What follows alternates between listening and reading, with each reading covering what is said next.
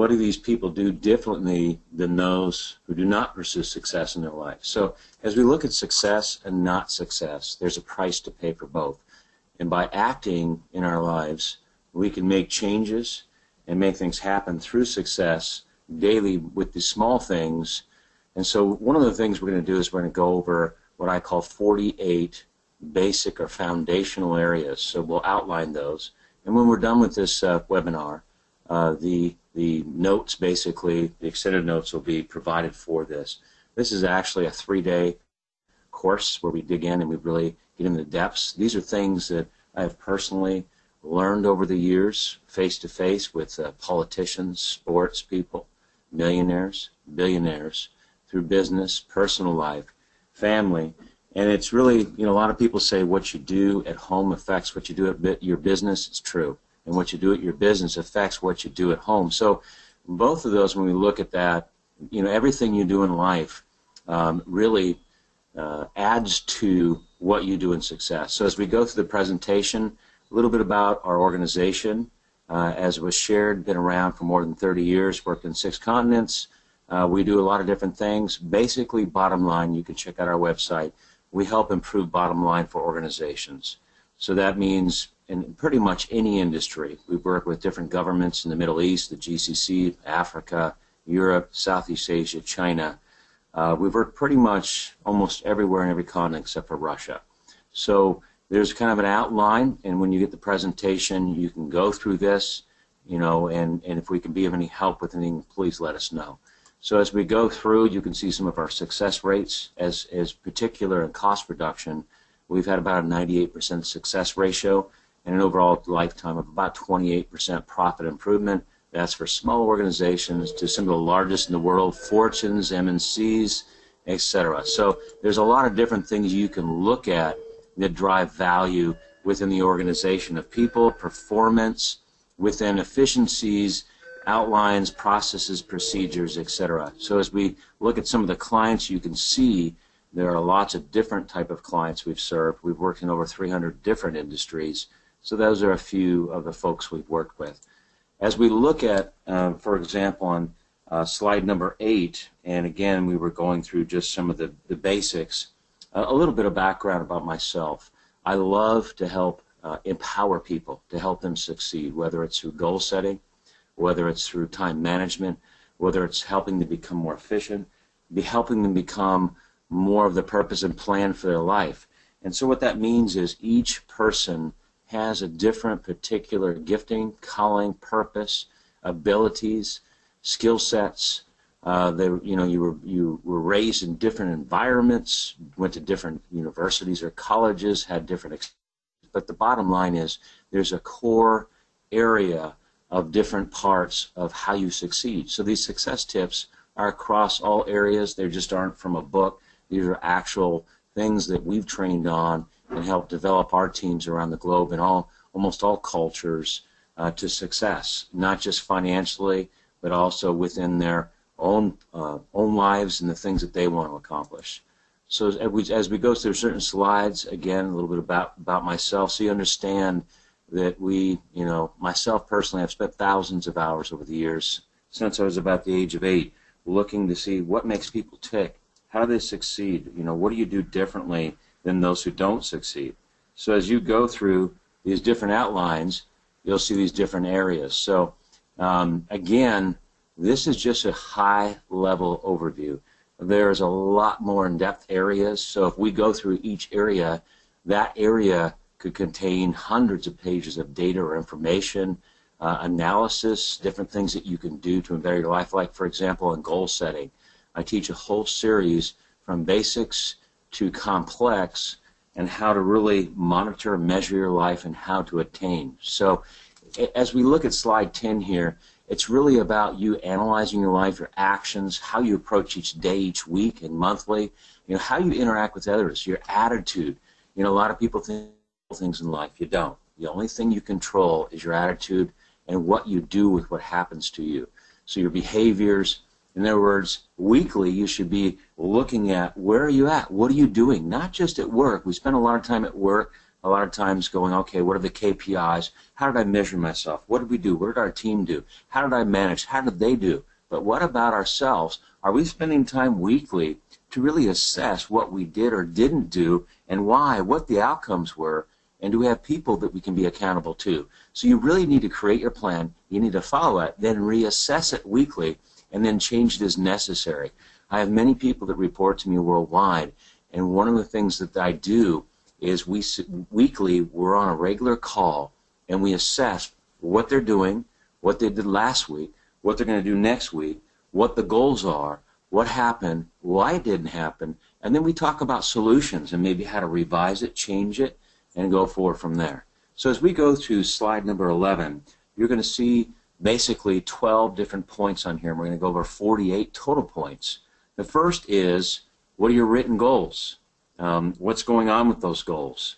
Like we just talked about, what are you doing to obtain your goals? Do you have a weekly plan? Do you have a yearly plan? Do you have a 5-year plan? Do you have a life plan? When was the last time you looked at your goals? When did you evaluate what you did and what happened or didn't happen? What did you change about it? In other words, you need to know what you want out of life.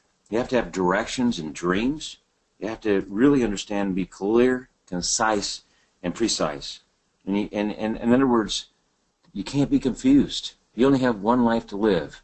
You have maybe 70 to 100 years. That's it. You might live a little bit longer than 100 years, but the reality is it goes by quick. So value every single day, even during your worst times or your best times, but stay to the plan, stay to your goals. Second thing is choose to excel and produce. In other words, every day, choose to be excellent with every step. Your words, your thoughts. There's an old saying, there's power of life or death in the tongue.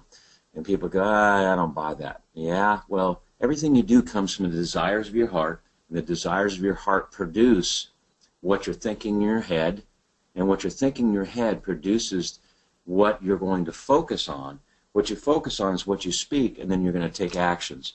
So that's why it's important to really understand where you're going, what you're doing, because without a vision, you're going to perish. And what I mean by that is, if you don't have a vision, you don't have a plan or a goal, somebody else is going to do it for you, and you're not going to end up where you wanted to go. The third part is applying total commitment. A commitment is absolutely vital and important. So many times, especially in this time we live in, we think, in 30 minutes or an hour and a half movie, the solution's provided, and that kind of creeps into our life. Commitment, doesn't, what I call success, it doesn't happen overnight. Success comes over years of steady plotting every day, commitments, staying true to your commitments. I have an old saying that we stick by is keep your commitments even to your own hurt, because ethics and integrity are a big part of success. You may look like, well, gosh, they got away with it, but the reality is commitment, success, what you do to others, it does come back to you. So it's really important about commitment. Be committed to yourself, be committed to your people, be committed to your family, be committed to everything you're doing. Give 100%. You can't give over 100%. Some people say give 110%. There's no such a thing. Give your best. Give your best in everything you do. Be organized is the fourth part. That's really critical. Don't, in other words, when you evaluate your goals, look at how you're organized. Look at what you're doing. Take classes, read books about organization, and apply that to your life. In other words, when you're looking at how your office is structured, is it organized? Do you know where everything's at? In other words, do you keep an organized system, an updated system? If you look at even business like McDonald's changed the way a lot of societies eat. There's a book called The McDonaldization of Society. Great book.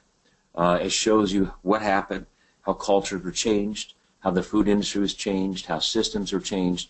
McDonald's has a system. And one of the things we do in our companies, we have systems. We have systems for everything we do, from relationship building to contracts, to how we approach things, to how we build relationships, to how we open up countries for new business, to how we develop long-term sustainable outcomes, to everything that we do, even down to how you set goals. So it's really important in everything you do, and it's not going to happen overnight. But as you apply organization, going forward each and every week and each day, you're going to become more organized. Again, study, apply things that you learn. The fifth part is keeping good records. Really critical and important. A lot of times, I know with us, we keep records going back for decades. So that has helped us when we needed those records. Whether you keep it electronically or you keep paper at your home or whatever you do, keeping good records is important, not just in your finances, but in your goal setting, looking back. You know, sometimes we look back 10 years ago and say, what did we set? What worked? What didn't work? What was the outcome? What were we thinking? What was the vision we had? What did that produce? How did that affect other people? So keeping good records is very important. Engage in people's profits and financial success of others. Important. What we do in Above the Standard is, if our client doesn't succeed, we don't succeed. If our people that are out marketing don't succeed, we don't succeed. The bottom line is, success is important. Other people's success is important so that we succeed as well. So that's another part of success. Be accessible. I mean, that sounds redundant. It sounds, kind of like, yeah, that's a no duh. But the reality is, a lot of times people are not accessible. You can't get a hold of them. And to be a leader means you serve. So part of success is being leadership driven by serving, by doing to others what you'd want done to yourself. So be accessible. Promptly returning your phone calls or emails. Now, I do suggest organization in that. We outline in our organization outlines, and we've revamped organizations, even Fortune organizations, where we do what we call, closed door, where you're doing your email returns, where you're doing heavy thinking, and typically that's in the morning. The first couple hours, a lot of times we teach and train on how to keep your door closed for 2 hours, do all the things you need to do to communicate with people, email people, do your contract work, whatever it is. But it's about returning phone calls. Be informed. And being informed is about not just understanding things, but applying those things in your life. Continually adding to your life and helping your team to add to their life through training, through reading, through communications, through meetings. Being informed is also having incredible communication. And did you know that 74% of all problems globally in every single organization be tracked back to not being informed, no communication, misunderstanding, little communication? So being informed of communication processes and procedures and understanding is absolutely vital in what I call best in practice success, organizations, individuals, and teams. Agreements and contracts and appointments. Again, pretty basic, but the reality is how many people actually set up meetings and don't go to them? How many people really call in sick? Like this morning, I don't feel so good. But I really take serious when I set something up, and we all need to do that because people are watching. And over time, if you've ever watched somebody that don't keep their commitments, their appointments, their agreements, guess what eventually happens? A lot of people go, yeah, I don't think I want to work with that person. So it's really critical. You can have the best agreements in the world, the best contracts, but the reality is if a person doesn't keep their word, then what good is it? So really critical. Again, some of these are real basic, but the reality is a lot of people don't keep these. These are important for success. The other part is follow up with your team, your staff, your prospects, and clients. Have regular follow-ups. That's important. Again, communications. Follow-up. Did you know in sales, for example, that 57% of all prospects gathered in marketing or sales worldwide are never followed up with? 57%.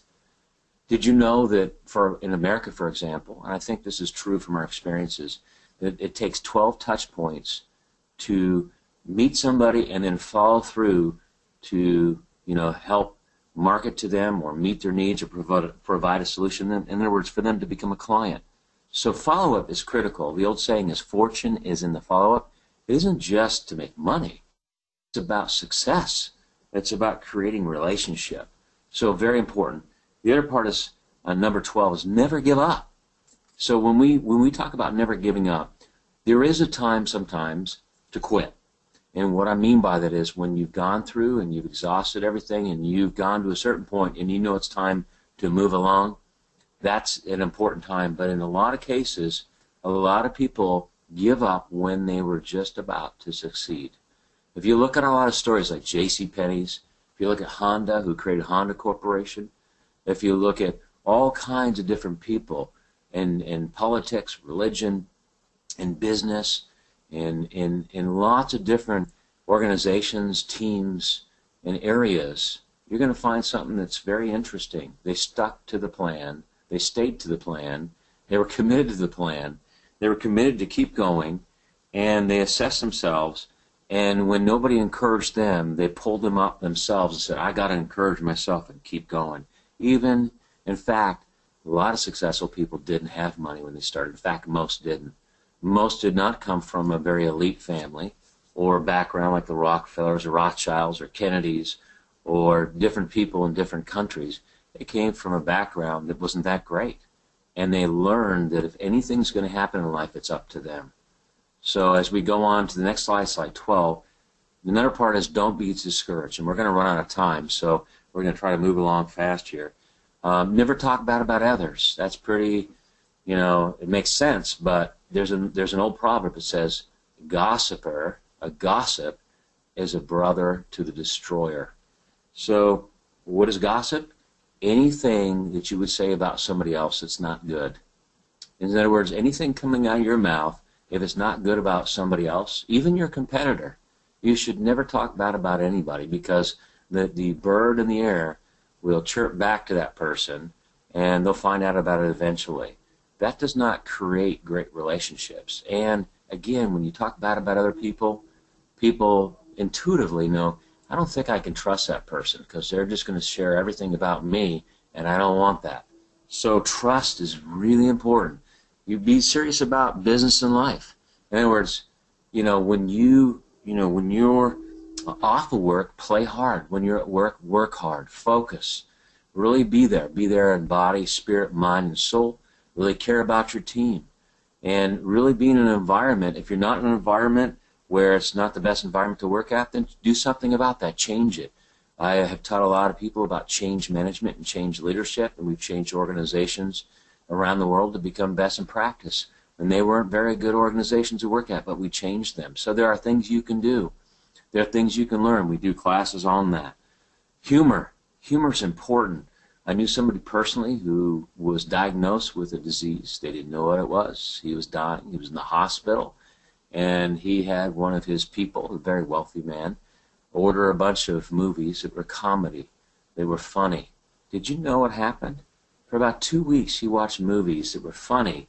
And during that process, he laughed himself to health. The doctors were amazed. So humor is very important. Self-esteem. Self-esteem, a lot of people go to different things to get self-esteem. It's really about knowing truth. The truth shall set you free. It's really about being honest with yourself. It's really about not how much you make per year. A lot of people, I've known people where they were, worth hundreds of millions, and the next day they were worth zero. They lost everything. I have personally known lots of folks like that. You can go to bed one night, the next day you wake up and you have nothing. So the reality is, don't put your worth in money. Don't put your worth in other people. Understand who you are, and then take value and appreciate who you are, and then you'll be able to appreciate other people. Be against laziness. Be against procrastination. Be diligent. Be a steady plotter every day. Steadily plot every day according to plan.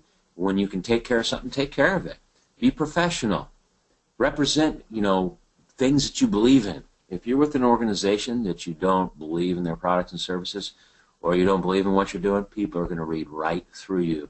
People know intuitively, in most cases, that if you don't believe in what you're doing, they're going to go, you know what, they don't believe in what they're doing, and they're not going to do things with you, and it's not going to be a great outcome.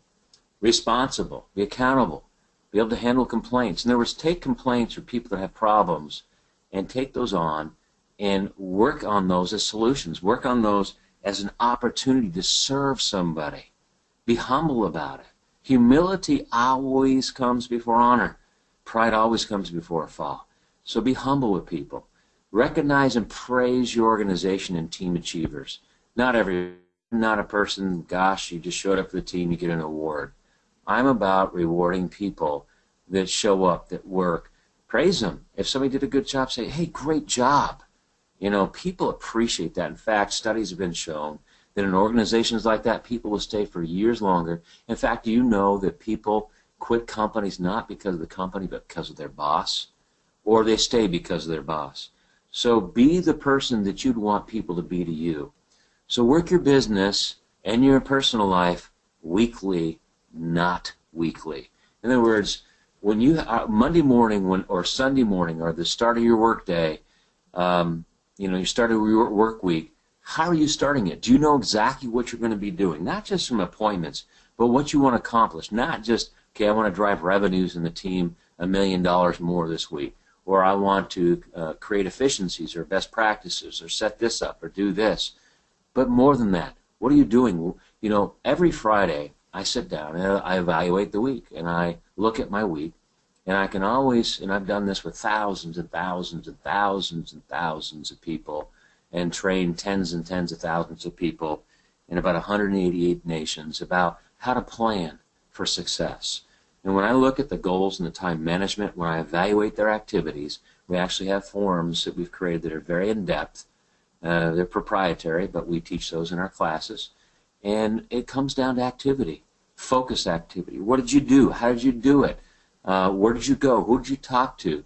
What areas did you get results from? What didn't you get results from? What do you need to change? So on a Friday, when you're evaluating that, not just at work, but for your personal life, what you accomplished, did you work out? Did you get the exercise you wanted? Did you, plan this? Did you do that? Did you do that with your family? Did you do some nonprofit work? Did you help some people in your community by giving? Or whatever your goals are. And then on Monday, when you get up, or Sunday when you get up and you go to work, or it's a Saturday when you go to work, do you know what you're doing that week? And you already have a plan. Did you figure it out? That's really important. Number 24 is be glad for other successes. And you may be down, you may be going through some things, and guess what? People go through things. What are you doing during those times? In fact, there's an old saying that you can figure out, find out what a person's about when they go through things and when they're down and out. I've been wealthy, and I've been so poor I didn't know where my next meal was going to come from. I've gone to bed wealthy and woke up poor, and having lost everything. So I understand. I know what it's like. And it wasn't in my control. So the reality, again, is this. What are you like when you're down and out? Are you continuing to stay to the plan? That's really critical. So there's that. Number 25 on slide 13. Don't blame other people. Don't blame yourself. Do something about it. Be realistic about expectations and efforts. And again, we got to move along faster. Associate with positive people. In other words, are you picking people, and I'm not saying that you should, cut off relationships, but evaluate the relationships you have with friends, workers, clubs that you're involved with, different nonprofits. Are those people you're hanging out with, are they embracing life? Are they having passion about life? Are they having passion about helping people? Do they have a drive to affect others for long-term success and to change their lives? Are they doing something about it? Are those the kind of people, or are they bringing you down? They're negative. It's this again. Oh, that person, they did this to me. Well, really evaluate that. What are you doing to other people's lives, and what are they doing to you? Practice constant patience. Patience is tough, but successful people learn patience. That's not just in success for your life. Again, if you read about, I personally knew Bill Gates. My partner would go to Chamber of Commerce meetings with Bill Gates back in the early 80s. And this is when Microsoft was very young. And guess what? He would show up, hadn't taken a shower in maybe 2, 3, 4 days. Guess what? He was so passionate about what he's doing, he would forget to take a shower and he wouldn't go home and shower. So again, that was the drive of what he was doing. It wasn't about technology. It was about creating an environment of excitement, passion, and about being a certain place and changing the world for certain things. So patience is important in that process. Pass on information immediately. Don't complain. Do something about it. If something happens, go, what can I do to take ownership of this? Be accountable for it. Create a plan and get it done. How can I make my boss shine? So if your boss is CFO or CEO, or maybe you report to the board of directors or whatever it is, What are you doing about it? Focus. Focus, again, there's a lot of things. On focus, we could talk for about maybe the whole day on a training just on that, literally. So what are you doing to keep your focus? There are so many things that will distract you. And when you think about advertisements, how many thousands of banners, social media, LinkedIn, everything else you get, not that those are bad, but how are you keeping your focus, even in the media? What are you doing? Are you reading? Did you know that after college that most people don't pick up books and read? And I'm not talking about novels where, I mean, those can be fun. I'm talking about books about psychology, books about history, books about art, books about giving, books about nonprofit. Get out of your comfort zone and be willing to create that focus in everything you're doing. Be willing to take risks. A leader takes risks. So if you look at any great person, you're going to find out they took some risks. And they took major risks. And that's for most people. Those who didn't take risks and that they succeeded, that's pretty lucky, and that very rarely happens. You're going to find out when you get in the details, a lot of risk-taking. Obviously, there's calculated risks, so be careful when you're planning about how you calculate, how you take those risks. Don't take no personally. There's an old saying we have that sounds kind of harsh, but it's the reality. We go through numbers in everything we do in our organization, our teams, to find those who will go yes, say yes. So when somebody says no, I ask them, would you mind if I follow up with you in about 2 months just to touch base? I'd like to send you some more information that's applicable to your organization about nonprofits or to your banking or to compliance or to regulation or cost reduction, or I know you like golf, so I'm going to send you, I have a friend who is a pro golfer, and I'm going to send you his link. You guys might want to talk. So I build those relationships, and very few people, less than 1%, will say no when I approach it that way. It's all about building relationships. Cope with changes. You have a company or organization or team belief. You're not influenced by negative comments. You take those and go, hey, what can we do differently? So slide 14, this is the last of the 12, again, to stay on target here for time frames. There's no perfect team and organization, whether it's in your nonprofit, the company you work for, your family, anything you do in life. Nobody's perfect. And if you want to be perfect, don't go, because, again, none of us are perfect. So success plans, everything you do. What's your plan for success in everything you do?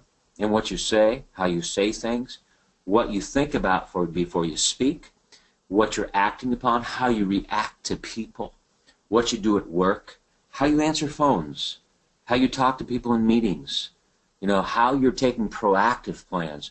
When you fail, did you know that success is many failures turned inside out? So when you see successful people, they fail lots and lots of times. Michael Jordan, really look at his life. I've met several NBA players in my goings, and I would tell you, you're going to hear some interesting stories. And if you look at other people in politics, or if you look at businesses, you'll see a lot of failures. So what's your success plan? Don't make excuses. And don't think you know everything. That's called pride. In fact, the more you know, the less you know. So keep that in mind. Be up to date. Become physically fit. If you're not, then come up with a plan to do that. Get exercise. Strive to be the very best. And also, don't listen to rumors. That again, that's gossip. Believe that if it's to be, it's up to me. In other words, yes, you might have faith or that type of thing, but even in that, it's really up to you and the choices you make and what you're going to do. And I've worked with people in the Philippines, Singapore, Malaysia, China, Japan. I've worked with people in Kazakhstan, Turkey, the Balkans, Europe, and almost everywhere, South Africa, North Africa, and in between. I work in the GCC, in Oman, Qatar, and Bahrain, and Saudi Arabia, and etc. And really it comes down to, as people take ownership for their life and what they're supposed to be doing, and they really do good to others, and they stick to the plan, and they continue to tweak it, your life will change. It's pretty incredible. Embrace the work. In other words, be passionate about what you do. If you don't like what you do, then do something about it. Get involved in something that you have a passion for so you can embrace the work. Have humility. Again, we could teach a whole day just some humility. A lot of people think if you're humble, you just get beat up and people put you down. No, no, no, no, no.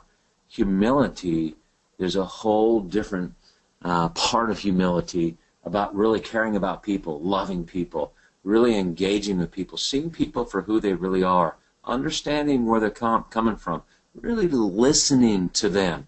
What are they really saying? Like when we get, even with clients, our whole objective is when we get on a call is not to talk about how great we are, or here's what we did. I mean, yeah, we can give them lots of documents, thousands of documents about here's what we've done and here's what we can do for you. But the reality is it's listening to them. It's saying, what's your pain, problem, and challenge? And then taking that with the solution. So do that in everything you do in your life. And guess what? Less is more. Say less. Listen more. And then utilize that in everything you do. Be in slide 15, be yourself. And do not let people, circumstances, and what you have or have not done in the past hold you back. So maybe the past hasn't been so great, or maybe you didn't accomplish what you thought. Maybe you didn't become a millionaire at 25 or 30.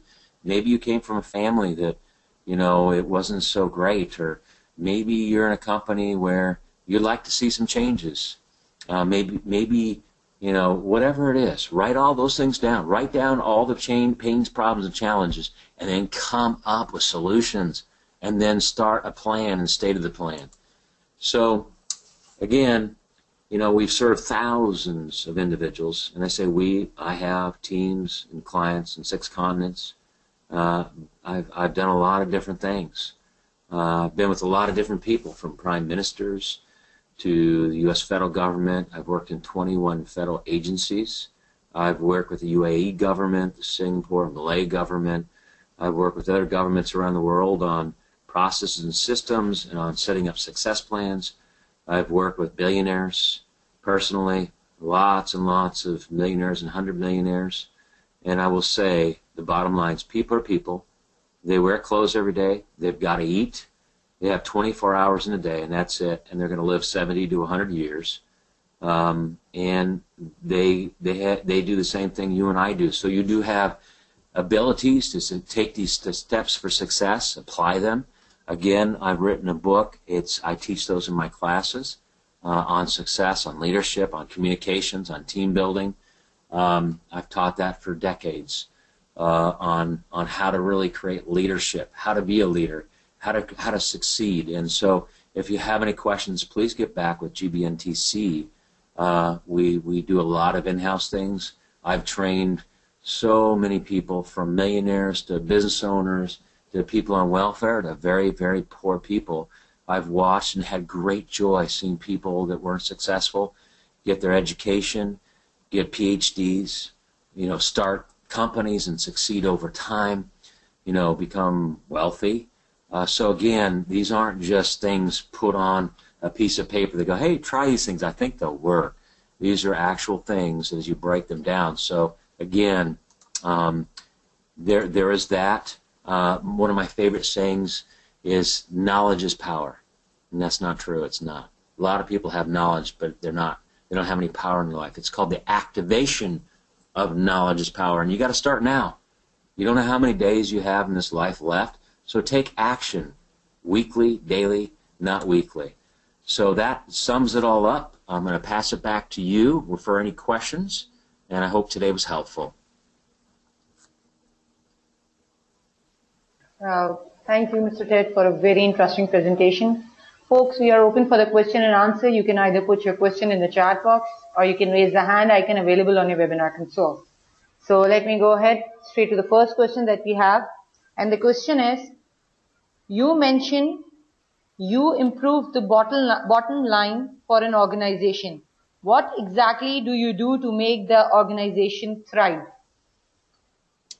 Great question. First off, there is no canned approach. I mean, obviously you've got ISO, you've got Six Sigma, you've got TQM, you have lean processes, you have efficiency processes, you have all different kinds of Kaizen and many, many different kind of models and approaches and methodologies you can take. But the bottom line is this. First off, we listen. Each organization, each team is different. So General Motors is different than Ford. Ram Energy in the UAE, who we've worked with, is different than Vietsoft Petro in Vietnam. There's different culture situations, different backgrounds, different cash flow problems. There's different structures.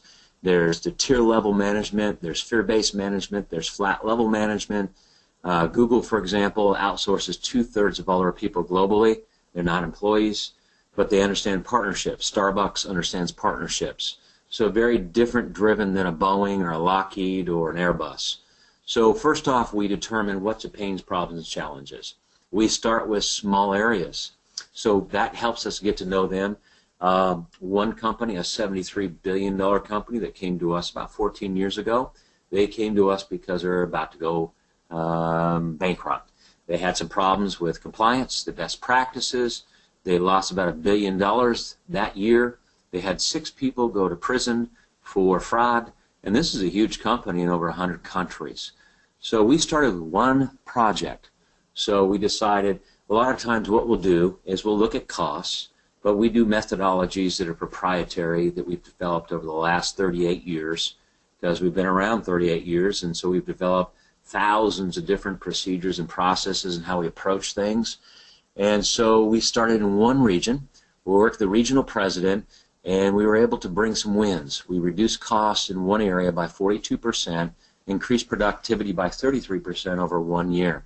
That created trust. We then took that model across all regions throughout North America, and then we created a process and a system, and through that process and system, we then created efficiencies. We created best in practice policies and procedures and SOPs, and yes, they did have a lot of SOPs and best practices, but we rewrote all of those to fit what works, because a lot of times people will copy and paste processes and procedures from other companies. They'll take the name out and put theirs in there, and this is true. We've worked with very large companies that have done that, and we systematize it. We listen. So another example would be a company in Switzerland. They're a huge pharma company. They do about $24 billion a year. We were the final of 2 to do what I call a centralized vendor management technology system globally for all partners and all warehouses and all distribution centers and all labs and everything else within the process of the whole supply chain. So we took all that and we put together a great situation, and the company came back and said, you know, we're going to go to their company, and after we found out about it, we said, you know what, we don't want to go any further. Their company, you know, took it over. One of the big mistakes they made, and this sounds elementary, they didn't listen and they didn't survey all the locations, and there was probably over 1,000 locations worldwide. They should have done that first as a part of the scope of work. What happened is they put a system involved from corporate that really pushed it down to the bottom level. That system did not work, and what we find is a lot of people think technology is the answer. It's not. It's going down to the step-by-step in the trenches process and the front level people, what they're doing, how they're doing it, and then having them involved in the process, creating systems around what I call systematic on paper, and then saying this works, testing it, and after that's worked, then you bring in the technology to mirror what works in that organization. So there's a lot of different approaches that we take. We might start with compliance. So we took one of the largest nonprofits in the world. We restructured all their compliance and internal best practices and audit procedures, and we didn't do it from a finance standpoint. Finance is not the main cause of all fraud. It's process. And so we did the same thing with six agencies in the Singapore government. We redesigned the process part of audit, and process includes the efficiencies, communications. It includes, you know, finance and IT. It includes your logistics and property and procurement, everything within that shared services from a communicative standpoint, and then you numericize. So again, I know that's a long answer, but we could talk days just on that alone. So each process has similarities, but they're customized differently. But the end result really is it's about people, and it's about customizing to that organization, to their needs, to the culture, to what's needed, and then involving people with accountability through that process. So I hope that was helpful. Thank you, Mr. Ted. I hope that answers the question from Mr. Sumer. We have another one, and the question is, What is the best way to achieve long-term success? Well, first off, you need to define what your success is, because each success is different.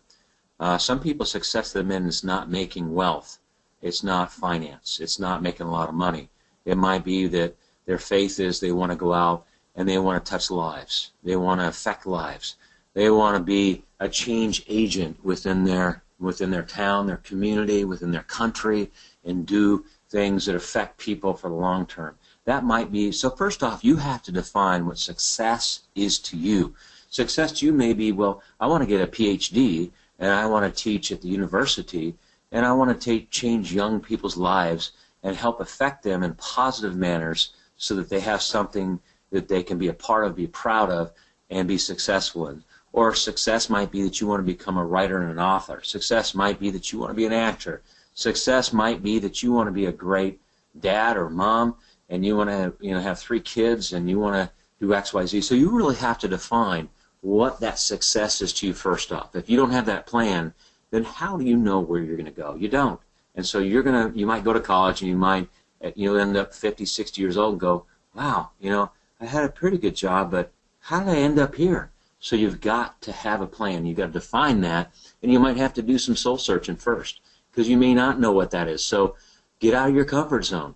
You may be a mathematical person, a data person, and you don't know anything about sales or building teams. Well, get out of your comfort zone and start reading, start going to classes. Go to Google or different platform search engines on the internet. You can find some great things that you can do self-studies. Take a weekly situation where you're self-studying. Get out of your comfort zone. And I'm going to tell you this. When you combine art and music with mathematics, so if you take mathematics students with art and music and they participate that in school, you're going to find they become a better mathematician, and vice versa. So some interesting things happen there. So use your left and your right brain, come up with that plan, and then tweak your plan every week. You might want to get a coach, and get a good coach. There are a lot of coaches out there that aren't so good. Get somebody, or get somebody you trust who has succeeded. So, if you want to become a doctor, a medical doctor, do you go to your plumber and say, how do I become a doctor? You don't. You get around other people who are medical doctors, and you follow the path they went on, and you learn from them. Even when you're doing your in-house situation at a hospital or medical facility to become licensed, you get around other doctors. So it's important to get around people who've been there, done that, got the gray hairs, maybe their hair fell out, went through the stresses, lost millions, made millions. It's important to get around people that really hasn't gone through the smoke, but has gone through the fire. And so when I say gone through the fire, I mean they've gone through testing, trials, problems, situations. They've had things blow up. They've had things happen that weren't so much fun. They've had teams go a certain way that didn't intend. They were an executive, director, or they were a managing director, or they owned their own company, or they worked globally. Again, you've got to get around people like that. And you may be 40 years old and say, I need to get a mentor. Yeah, that's called humility. I continually learn from people around me. I ask them questions because I don't have their life experience. And if I want to learn, then I say, well, what did you do? What are you about? What's your background? So again, there are a lot of things. Apply the basics. Get into some classes. Take regular classes, once every 3 to 6 months, where you get, you could even take one of our classes. Get back with GBNTC. We teach a leadership and communications class that gets into incredible depth, that has you look at things. It's a 3-day course to a 5-day course that has you analyze, monitor, measure, do KPIs, write your life plan. When somebody joins our company, for example, and we take them through the processes, we have a 40-page template that outlines what is your plan. And then we help them establish their plan not only with us and what they're going to do in the company, but what are they going to do in their personal life? Why are they doing it? So another part of your success plan is, why do you do what you do? The why behind what you do in life is more important than what you do. Because if you can establish the why, so for example, I might want to make $100,000 a year, or $200,000, or $1 million, or $500,000, whatever it is. Why do I want to do that? Well, I want to give to the poor. Well, what else? I want to take care of my family. I want to put away money. I want to travel. And so you have to understand the why. And why are you going to go through success? So again, to succeed, you're going to go through hard times.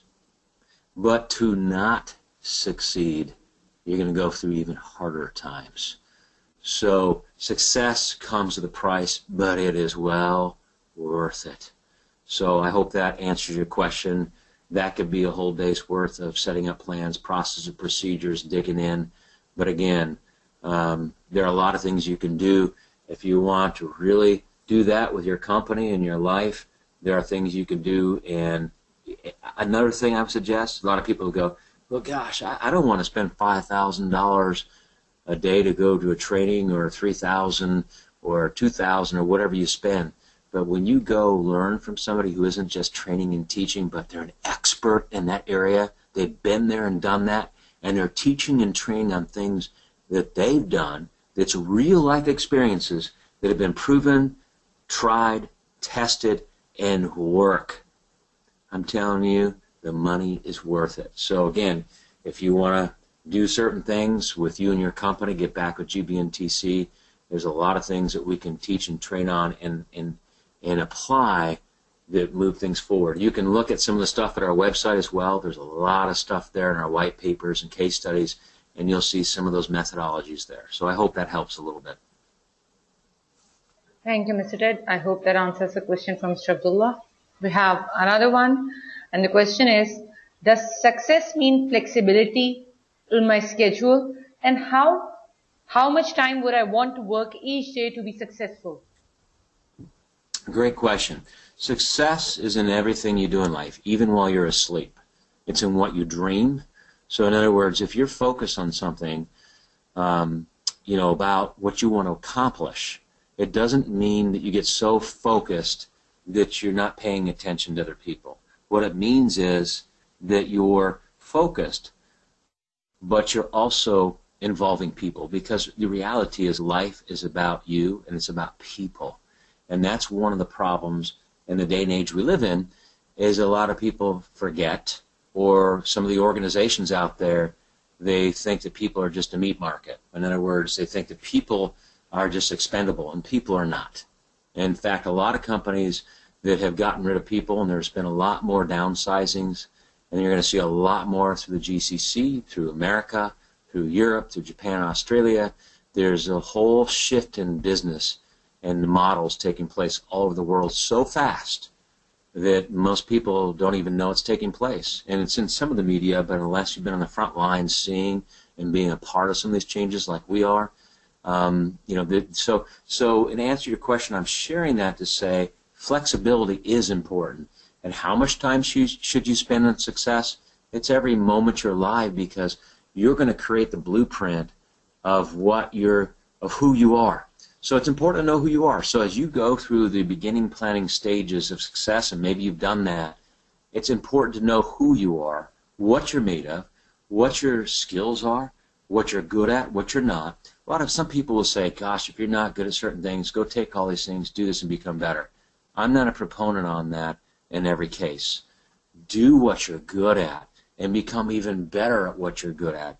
Become even better and best in practice at your passions. So you may be a singer, and that's what you want to do for a living. So excel with that. You may be an artist. You may be an upper executive. You may be a programmer. You may be a director. You may be a finance person. You may be a procurement person. You may be an entrepreneur, but maybe you're not in those areas. So again, flexibility is key, because every week you're going to look at your plan, your goals, and you're going to go, okay, what did I set out to do, and what was the reality?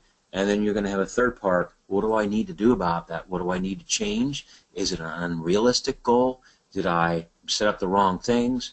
Oh, I'm sick this week, or this happened, or what can I do better on that? So flexibility is very important. And as far as time, it's in everything you do in life. How you treat your spouse, how you treat your kids, how you treat your parents. Your constant learning of new things and applying those learnings. It's one thing you read something, but apply it. Take it, what you learn, like today, if all you do is just gosh, listen to it, that was great, makes sense, and then you do nothing, what good is it? It's of no good. You've got to apply things in life, and it means being flexible. You're going to get on a bike. When you first started to learn how to ride a bike, what happened? You fell off it. You bruised your knee. You scratched yourself. You got back up. You tried again. So as you continue the process, and that's going to be for your whole lifetime. I know people who are 80 years old who took up skydiving because they said, you know what? I'm going to live life while I'm alive. So in everything you do. So I hope that answers some of your questions, but that's a whole couple-day class right there. So next question, please. Thank you, Mr. Ted. I hope that answers the question for Huda. Now we have another one, and the question is, how do we apply the knowledge learned in our personal life and apply it to other aspects of our life successfully? Great question. So first off, I do what I call an inventory. And what that inventory is, in your goal plan, your life plan, there are different areas. There's the financial part, there's the educational part, there's the family part, there's the community part, there is the skill set part. There are even some free things you can do online, and all you have to do is Google it and say, okay, I'd like to take a skill assessment. Find out, first off, what kind of person you are. Make sure you understand, you might know yourself, but study about, pick up some books and read them. What kind of person are you? What were you born with? There are certain things you're born with that you're not going to change. There are certain things you can learn, certain skills that you can enhance and become better at. So it's important to do an inventory. Okay, I'm good with numbers. I'm good at communications. I'm a good listener. I'm a quiet person, or I'm an extrovert and I talk a lot, or I'm good in front of people, or I'm not so good in front of people. I'm good at finance. I'm good at playing the violin. I'm good at sports. I love football, and I was a goalkeeper, or whatever it is, outlining those skill sets. So when you look at your personal life, what you do, there's been lots of studies done. What happens in your personal life, like let's say you're married, what happens in your marriage and what happens in your personal life affects big time what you do at work. And what you do at work, if you're miserable at work for whatever reasons, it affects your personal life. So the reality is you need to take those, and then there's what I call change management, change leadership, and that's how you change the culture in yourself first off, and I teach that in every class or every training that we do globally about how to do that. We've actually restructured companies from a personal level into the organization. This was a huge nonprofit. Upper management was against change. They didn't want to bring change. They've been around for 117 years, long time, when we took them on as a client. So we started with a couple people that really want to change for their personal lives, and we helped them obviously in their job in procurement, finance, shared services, and logistics, and efficiencies and cost reduction and compliance. But we showed them how to monitor, measure KPIs for their personal life and skill sets analysis and how to bring that in. We brought in our head of HR, who's a global leader in HR, and he helped bring some change. They started acting out those changes at the job from their personal life. That then changed a couple people in their department. Then they said, we would like to do that. That then grew the whole team.